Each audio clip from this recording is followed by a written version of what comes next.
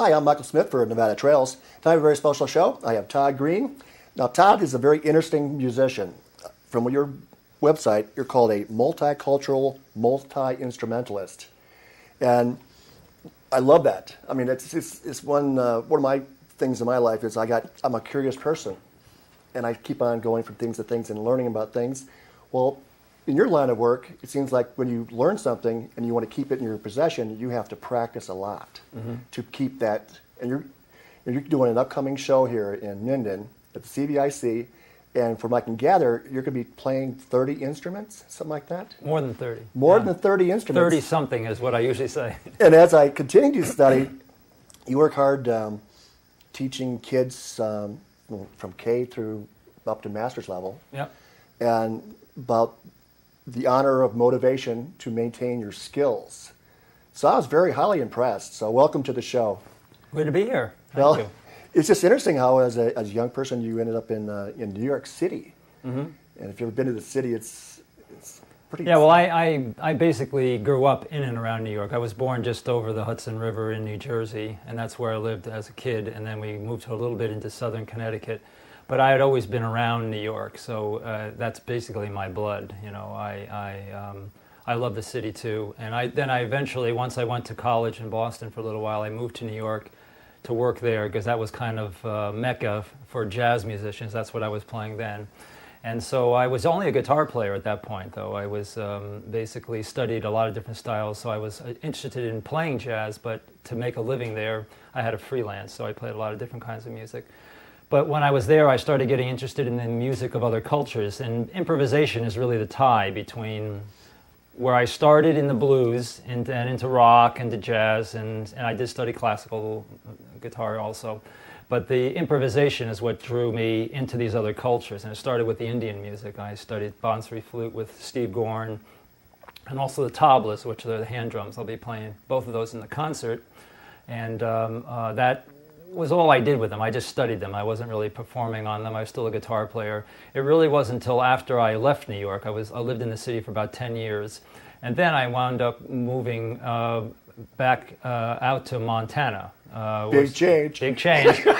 And we used to say I traded the man-made mountains of Manhattan for the real ones of Montana. You know. What a good change, though. Yeah, very nice. And you know, I wanted to be in the Rocky Mountains because I had vacation there a lot with my family.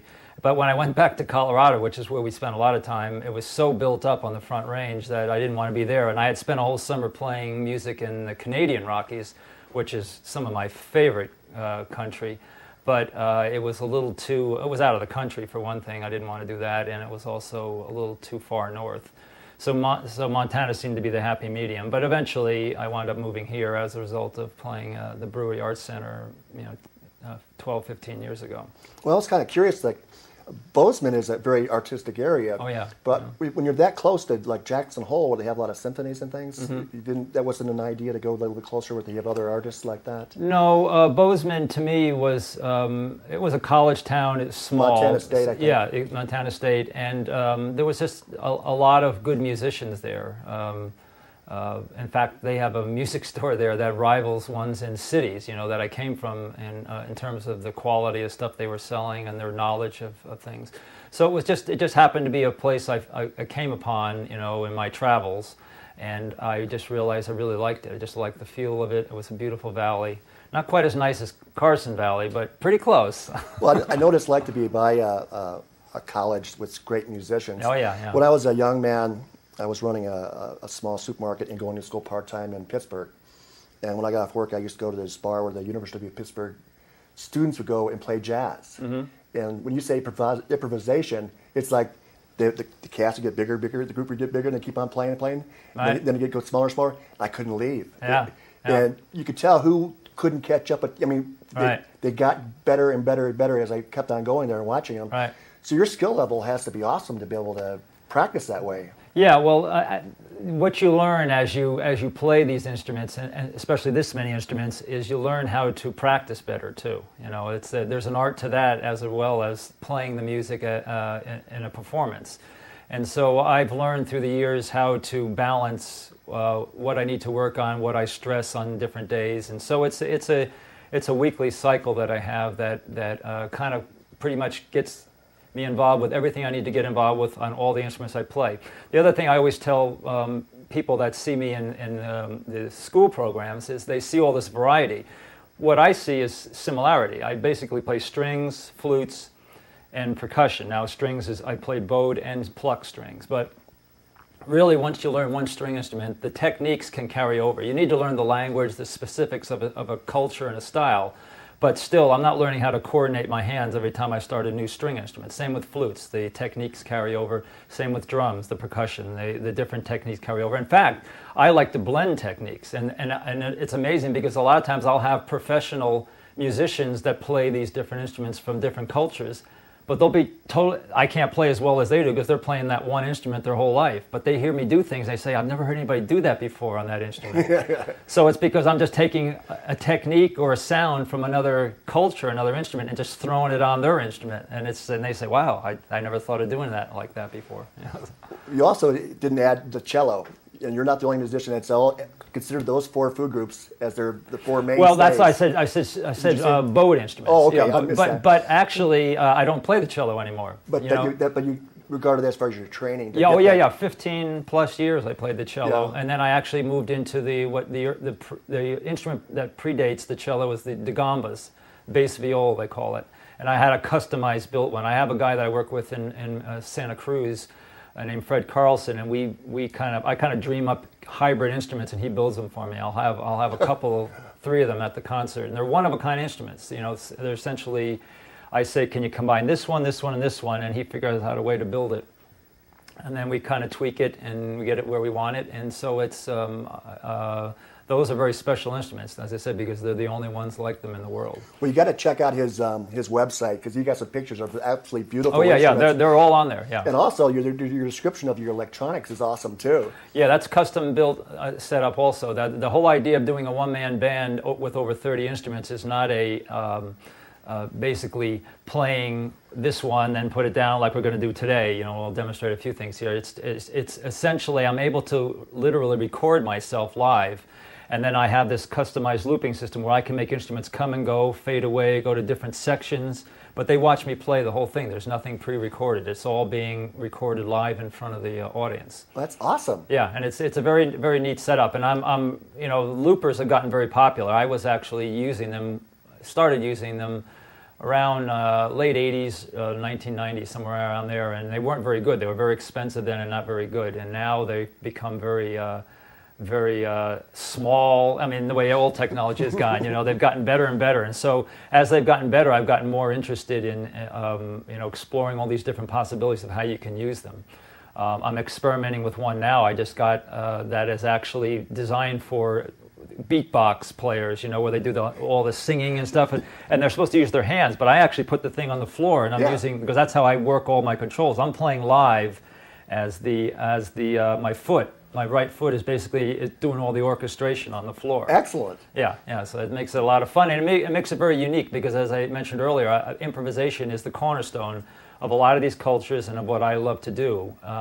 And so I'm kind of creating improvised orchestration, improvised solos around those, and every concert is very unique because I don't even really know where it's going to go. I have a few things I know I'm going to play, but where it's going to go after I play that little piece or something, who knows? Well, it's awesome. I mean, I think Einstein said imagination's the key to the whole universe, exactly, and you're doing that with improvisation. Yeah. Now, also you were talking about you live here locally in Minden. Yes.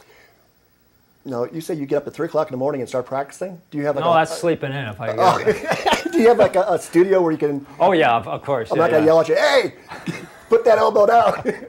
Yeah, no. In fact, my wife would be clubbing me over the head probably before the neighbors would.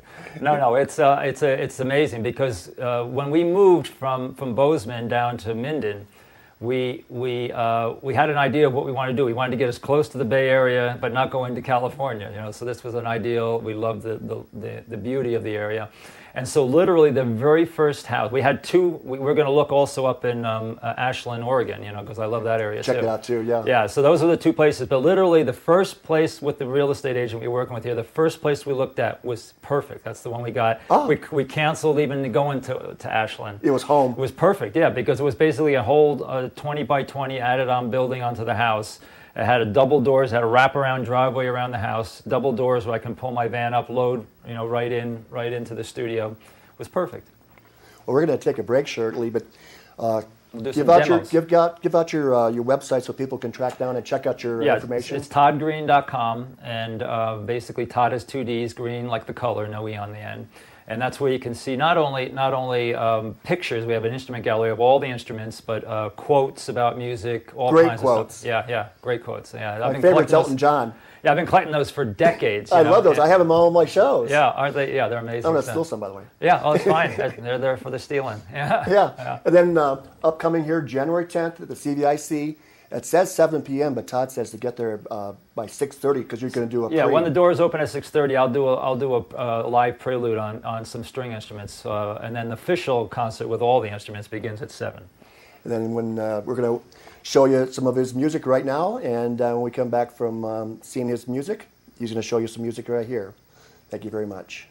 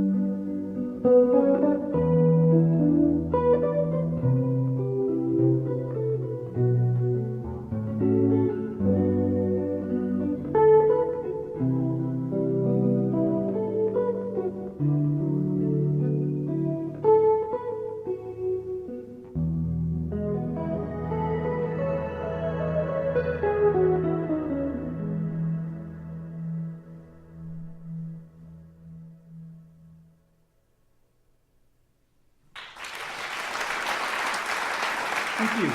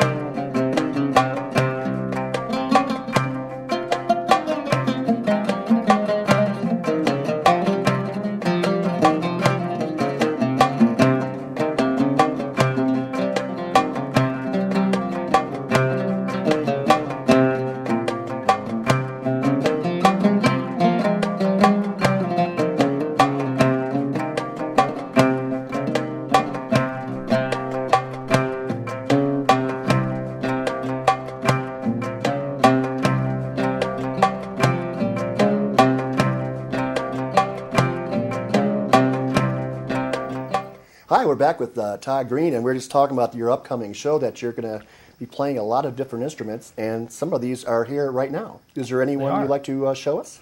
Well, I'll try to show them all to you. Actually, we have a few in front, center there, but we also have a couple off camera here, which I'll show you first. Strings are where I started, so maybe before I got into flutes and percussion, we'll start with strings here. This little tiny guy is called a charango from South America. Awesome. Andean region of South America. It's got double coarse strings. In other words, it means there's two strings, just like a 12 string on a guitar. But what's unusual about it, most string instruments, the low strings are here, like a guitar or any of the instruments, and they go higher as you go up. Whereas this one goes lower, and then it gets higher again. So the lowest strings are in the middle. And when it's played, they have a strumming, they can strum very fast with it.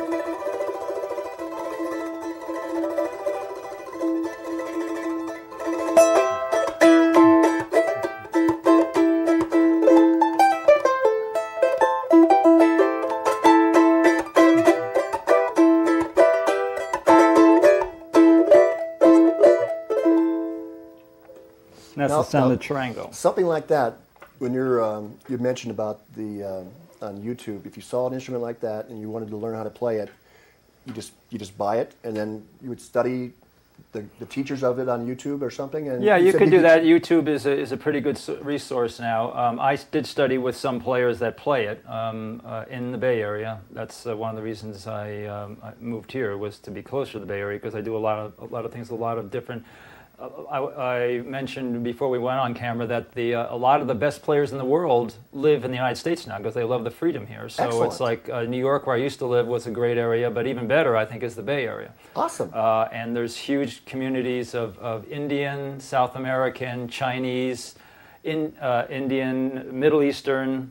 In fact, I'm going to be playing an instrument in the concert called the rabab from Afghanistan. The two best players in the world on that instrument, it's a string instrument, are in Fremont, California, which is in the East Bay, and so the largest community of Afghans outside of Afghanistan is Fremont. Excellent. Yeah, so they're all here. I don't need to go to dodge bullets in Afghanistan or anything else. Well, when you were like when I lived in Chicago, about every couple blocks was a different culture. Yeah. Was that something you experienced when you lived in New York and you Oh, decided absolutely. Yeah. The little communities. It's a little more spread out in the Bay Area, but yeah, there are definitely communities there too. There's actually whole towns, yeah, as opposed to a few blocks, like it is in New York. But yeah, it's just everything's pushed and tighter together in New York. But in the Bay Area, kind of the same idea. Another string instrument I want to show you is where the guitar that we play in the West comes from. This is called an oud. An oud? Oud, O-U-D, is Middle Eastern. All the different styles of music, Arabic, Turkish, and Persian, which is the Iranian music, all use the oud. And basically this one is also double coarse, like the one I just played for you. This one follows the normal format, high down to low though. And when this is played, it has no frets, where guitars, all the string instruments in the West have frets, so that you can actually... Like a banjo. Yeah, so you play basically tuned to the piano keyboard. Whereas this one, you can slide...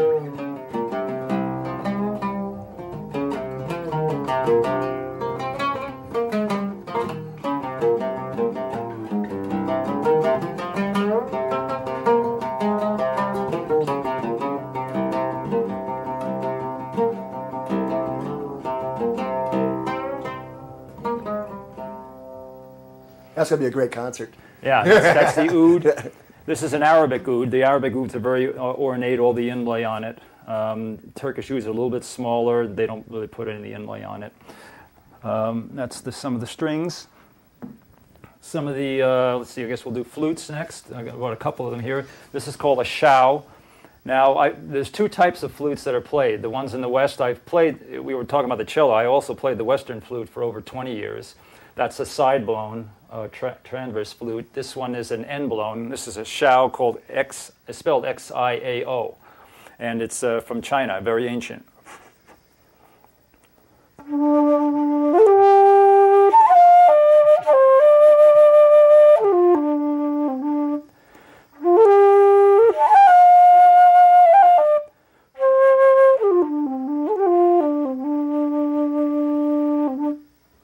Excellent. Very meditative sound. I noticed in your notes that you don't play the nose flute. No, I don't. Actually, I messed around with it, but I know I don't play it. It was kind of. Yeah, it is an instrument that I've tried around. I've messed around with it. This one here, there's a lot of cultures that have flutes that have two flutes in one. Now, some of them actually will have two separate flutes that you're blowing a drone. A drone would be just like a steady tone, like people would be familiar with like a bagpipes, where they have the drone in the background. See, when I was studying, I didn't even understand that. This is two air holes. Yeah, this is two flutes in one. So awesome. One's going to play the drone, like I mentioned. The other will play the melody. This is from Bulgaria called a dvoyanka. Beautiful.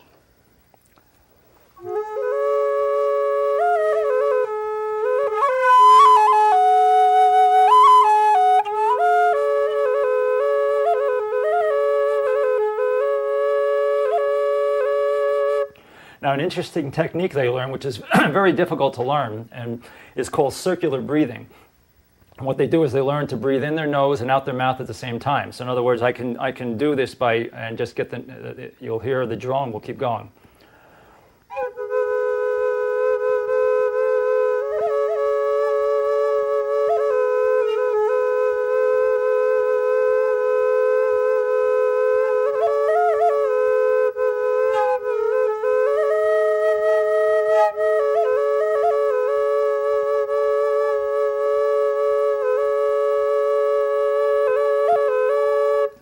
So basically, that's awesome. Yeah, didgeridoos in Australia do it. There's flutes that I'll be playing in the concert called, I'll be playing this one also, but also called sitaras from Rajasthan in India and Pakistan, which I'll be playing. That's the same idea. There'll be two separate flutes, but one's a drone, one's the melody. Now, after the concert, are the kids allowed to come up and look at your instrument? Oh yeah, in fact, everybody is. What I do is every concert I invite anybody, because I'll talk a little bit in the concert, but really most of the talking, demonstrating is done in the school programs. So I'll do a little bit of talking in the concert, and I invite everybody up at the end that wants to come up and ask questions, and I always get a huge crowd along the edge of the stage asking I can see things, why. This everything. is awesome. Yeah. Like I couldn't visualize this when I was reading about it, but this is when you see it close. Yeah. It is really impressive. Yeah. That's a beautiful instrument. Okay, so now a couple other ones I wanted to show you here. On the floor we have this box called a slit drum or tongue drum. These get very big. This is a very tiny one that I usually travel with, and it's different cutouts. Normally these are played with little mallets with rubber balls on the end. But this, I like to play with my hands because you can get a lot more sounds out of it. So this one.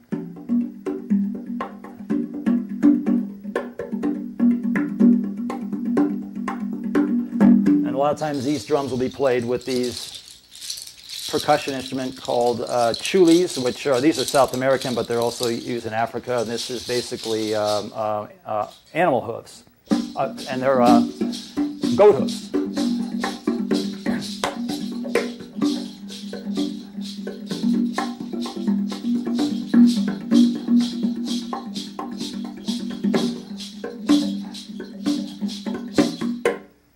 See, from looking at you, you'd have no clue that music would come out of that box. Right. That is awesome. Yeah. Awesome. Yeah. Do you ever go to the Children's Museum and play at all? Because I know they have a weekly. Norbert is an African musician that plays there for the drums. Mm-hmm. Might be some fun because you're awesome. Yeah, but that's something we should explore. I travel a lot. I mostly live in this area. I don't do a lot of performing in this area.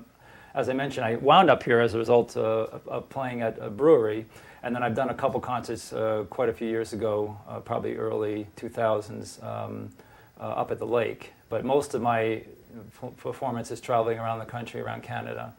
So bring up the last one I brought for you here. This one is very unusual too. This was obviously originally was a bow to shoot arrows.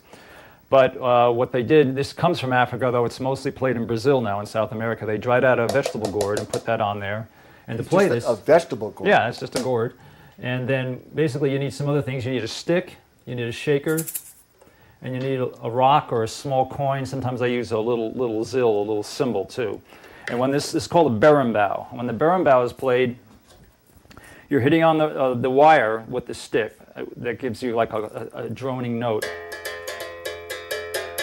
Now you can move this gourd up and down to change the pitch. If this song was going to be a higher pitch, you just move it up. And what you do is you take the gourd on off, makes a kind of a wah sound. Then the shaker. Then you touch the rock on the string.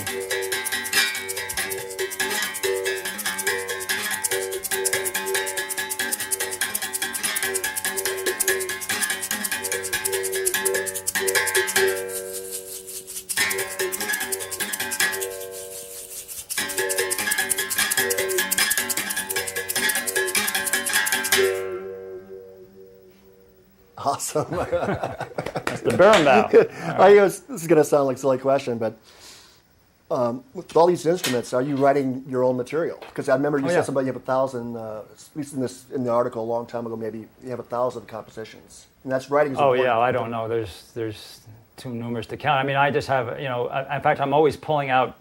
What's interesting is I'm able to have a lot of variety now. I'm not just like specifically doing this or that because I've written so much music through the years that I've never recorded it. Some of it I never really even learned it. And so now I constantly find myself pulling pieces out from 10, 20, 25 years ago. Well, we evolve. Yeah, but then what I'm doing is that all is being interspersed, you know, and as a result, I'm able to play stuff that's been written just recently and stuff 20 years ago, and I'm just playing it all at the same time. So there's a lot of variety there because I've gone through a lot of stages. So do you like the Todd of the New York City, or do you like the Todd of? Oh, I like it better now. Yeah. You sound like you're having more fun. Oh too. yeah, definitely. The life gets better, and I like your idea about finding your dream. Right. And then working hard to achieve your dream and maintain your dream. Yeah. You've got good goals for kids. And again, going to reiterate, Todd Green concert coming up to CVIC, January 10th. It says 7, but he wants you to be there at 6:30. And your website? ToddGreen.com. Todd with 2 D's, Green, like the color. We'll also quickly mention we're going to have a table with CDs, books, DVDs available also. Is there any way to order that from your website? It's also on the website too. Right. Yeah. And then what about classes and things like that, or how to get a hold of you for ordering seminars? Everything is on the website. The management is all the information, contact information is there. We'll also be doing some school programs in conjunction with the concert. Oh, on the 10th, okay. You know, That's in the area. region? Yeah, in the area here. Middle school, elementary schools. So if you're a parent, you should try to find out what you're... that might be on the website too. But you can also call the center here, you know, and they'll know where I'm going to be. Well, I'm proud of you. Educating the kids is important right now. I agree. Well, thank you for being on Nevada Trails. It's my pleasure. It's Michael Smith for Nevada Trails, January 10th, 6:30, CVIC in Minden. I think it's going to be a good one. Enjoy. Bye-bye.